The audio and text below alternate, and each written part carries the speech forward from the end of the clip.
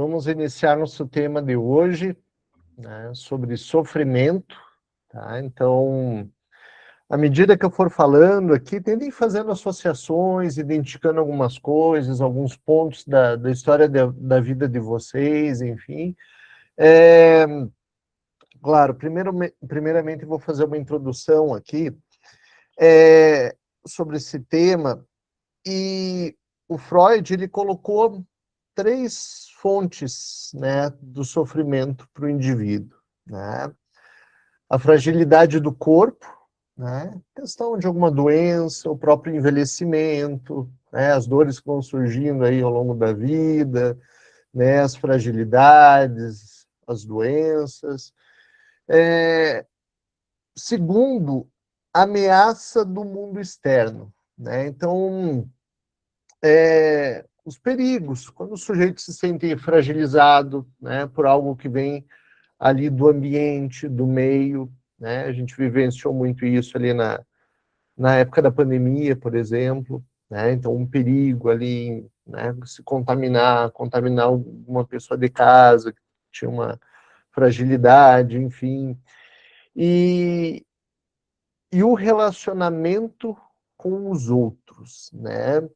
É, a forma da gente se relacionar, a forma da gente interagir com o outro, né, os relacionamentos interpessoais, né, acho que a gente já falou em vários grupos aqui dos desafios, né, que é se relacionar com o outro, conseguir se expressar, se comunicar, e acho que o mais complexo de tudo é se fazer entender para o outro. É, às vezes a gente diz uma coisa, mas eu não sei, né? Eu não sei como é que vocês estão pegando a mensagem que eu estou, né, passando para vocês, né? Se está claro, se não. Bom, depois a gente vai abrir para o grupo, vamos ver como é que cada um, né, interpretou isso, identificou isso. Então, a questão, né, da felicidade absoluta, eu acho que isso é uma coisa meio utópica, né? Na psicanálise, a gente lida bastante, né? Com essa coisa da infelicidade, né? Que era uma coisa comum a todos nós, né? Essa variação entre o prazer e o desprazer, né? É, a questão de controlar as nossas pulsões, né? Que eu acho que é uma coisa das mais difíceis, né? Que é controlar nossos instintos, essa pulsão que a gente tem. E, e quando a gente tem um sofrimento, né? Quando a gente passa ali por essa questão da infelicidade, como cada um lida com a frustração, né? Barra castração, aquilo que vem do meio que nos castra, né? Sejam a pessoa que a gente ama não falou a frase que a gente gostaria de escutar, né? A gente não recebeu aquele devido acolhimento de uma pessoa que a gente esperava o maior dos acolhimentos, né? E como lidar com essas pequenas frustrações, né? Como que isso vai se operacionalizando dentro do indivíduo, né? E aí a gente vai passar pelas questões do prazer e desprazer, que eles são sentimentos conscientes, tá? E eles estão ligados ao nosso ego, nosso eu, né? Nós como indivíduos. E, e aí que vem um problema, né? Muitas vezes. Quando cada um aqui dentro dessa sala se auto-observa, né? É, vocês são críticos com vocês mesmos? Né? Como se dá a relação de você com você? Quando você se olha no espelho, quando você toma decisões, quando você é insatisfeito em alguma das suas pulsões ali, como que você se percebe? Como que é o teu ideal de eu? Né? Como que você se vê e como que você é? Né?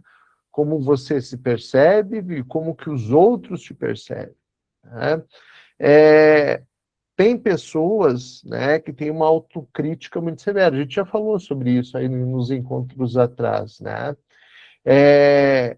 Tem uma censura, né, muito grande contra si mesma, um critério de autoobservação, assim, muito severo, muito rígido. Hoje eu atendi um paciente, ele falou, não, eu tenho que ser um mestre, tem que ser um mestre em tal coisa lá, uma área do trabalho, não, tem que ser um mestre dele, e ele usava esses termos, mestre, né, eu tenho que ter essa expertise X, eu tenho que estar lá.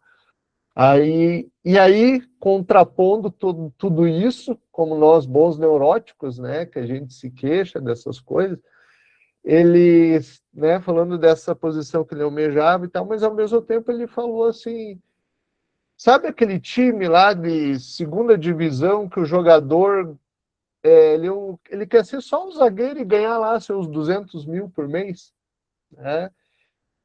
E ficar naquela posição. Ele não quer ser o Neymar e tá em todas as manchetes, ele só quer fazer aquilo no jeitinho dele, no cantinho dele, ganhar o salarinho dele, né? Tem outro paciente que uma vez deu um exemplo, né? Eu não quero ser o motorista do ônibus. Eu só quero ser aquele que entra, senta lá no último banco, fica na dele, né?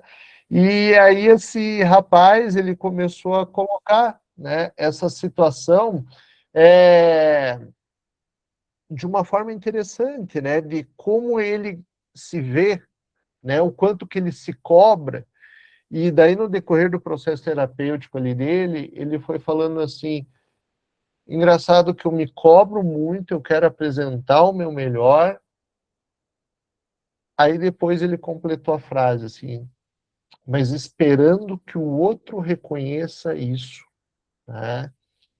E às vezes isso não vem. E aí eu me frustro, aí eu me sinto, né, rebaixado, aí eu fico triste comigo, ou isso desperta uma coisa em mim que eu não quero me comprometer.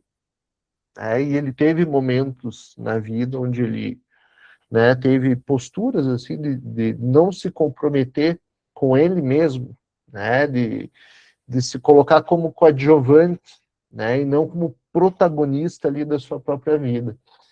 E claro, aí todos os prejuízos ali decorrentes disso. Então, e aí a gente entra numa coisa que se chama compulsão à repetição. E aí quando a gente fala de sofrimento, tá, a gente tem que perceber muito isso. Não sei quem faz análise aqui, quem tenta colocar isso em prática, quem trabalha isso. Isso é comum a gente encontrar, né, no processo terapêutico. É claro que é uma coisa às vezes até inconsciente, né? Às vezes não passa pela consciência, não é tão clara, e o sujeito ele tende a repetir, né? Tende a ter uma compulsão à repetição, uma coisa meio sintomática, tá?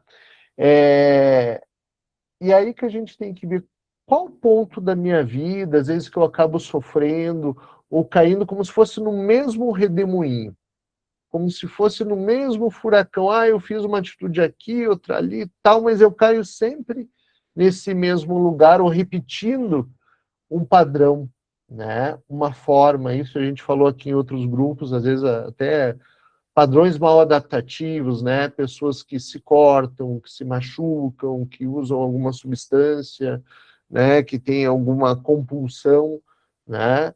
Como uma espécie de tamponamento, né, ou de destino ali, acha uma determinada ação para buscar um pseudo-alívio, né? E o que nós, psicanalistas, assim, a gente tenta fazer na nossa prática é diferente do coaching, né? O coaching ele já vem querendo dar né, já dá geralmente um monte de solução, né? Só é solução. Assim, o cara tem solução para o sofrimento, tem solução para enxaqueca, tem solução para insônia e tal. E quando a gente fala de sofrimento, que é uma coisa inerente ao ser humano, todos nós passamos por isso, seja, né, de formas de âmbitos sociais, seja de formas sintomáticas aqui, como a gente trabalha a questão, né, às vezes, da própria bipolaridade, que é uma coisa que atrapalha bastante e desarticula muitas vezes a vida do sujeito, sintomas inconscientes que a gente repete, né, muitas vezes, uma perda significativa, um luto, ou uma angústia, né, gerada por algo ali, uma reação, né, à possibilidade de uma perda, tá? O próprio social, né? Eu acho que tudo que a gente vem vivenciando, o mundo está muito tumultuado, né? Essa coisa do laço social, parece que a gente está meio que desfazendo laços, né? A coisa está muito agressiva ali no mundo ali fora, né? Então tem os pequenos grupos, as pequenas, já chamo as pequenas torcidas organizadas ali, né? Que além de se unir, de achar uma saída satisfatória, às vezes, né, se agridem, um parece que tem que pisar no outro e tal, e com isso gerando um sofrimento, né, numa amplitude muito maior. Então, reflitam um pouco sobre isso, né, sobre o que vocês identificam, porque o sofrimento ele é muito subjetivo, né? Nós analistas a gente procura trabalhar o sofrimento do sujeito a partir da narrativa do sujeito, né, da pessoa que está ali se queixando do seu sofrimento. Né? Igual esse rapaz, ele estava se queixando, né, que ele tenta, faz de tudo para receber, né, o reconhecimento do outro, para ter o olhar do outro, mas, né, de uma forma meio ambivalente, ele quer ficar naquela posição de, né, de não comprometimento. E aí, tanto que eu perguntei para ele, né, é possível isso? É possível não se comprometer? É possível assumir uma posição de coadjuvante o tempo inteiro? É uma coisa que a gente tem que ver. Onde que eu estou na minha vida? Qual que é o papel, né, que eu estou? Mesmo a questão do sofrimento associado à patologia aqui, que a gente acaba trabalhando, que é a bipolaridade. Que lugar que esse sofrimento te coloca? Né? Como a gente falou em uns grupos anteriores ali, sobre, às vezes, ganhos secundários, né? Que a pessoa, psicologicamente, ela se prende àquilo como uma pessoa que aprende, né, a se automutilar para se livrar da dor do momento. Ou jogar, ou beber, ou comer, né, de uma forma abusiva. Como que esse sujeito visa tamponar, às vezes, seu sofrimento? E aí mora um perigo também, né, de como que esse sujeito ele vai lidar com a sua falta, porque a gente vai se deparar com a falta. É um processo terapêutico, a gente vai tocar no sofrimento, né? Coisa que hoje até na cultura e às vezes até na psiquiatria parece que o sofrimento ele tem que ser uma coisa que tem que ser aniquilada. Você fala para um psiquiatra, ó, tô sofrendo, não sei o que e tal, ele vai te carregar ali nos remédios e tal. E eu acho que vai muito do profissional também de identificar isso para não tirar essa possibilidade que às vezes o sofrimento dá para o sujeito, né? Que a gente, né, trabalha com a psicanálise, que é dar voz para esse sofrimento. Fala sobre esse sofrimento. Como é que ele é? Como é que ele aparece? Em que momento? Que momento que ele te atravessa? Né? E o que que ele faz com a tua vida? Né? E aonde que foi a origem desse sofrimento? Foi lá na infância? Foi devido a uma experiência traumática? Algum desejo que você não realizou e aquela pulsão fica ali, né, batendo, atrapalhando, né, alguma coisa que você não se satisfez, ou alguma coisa que você está tendo que se controlar, né?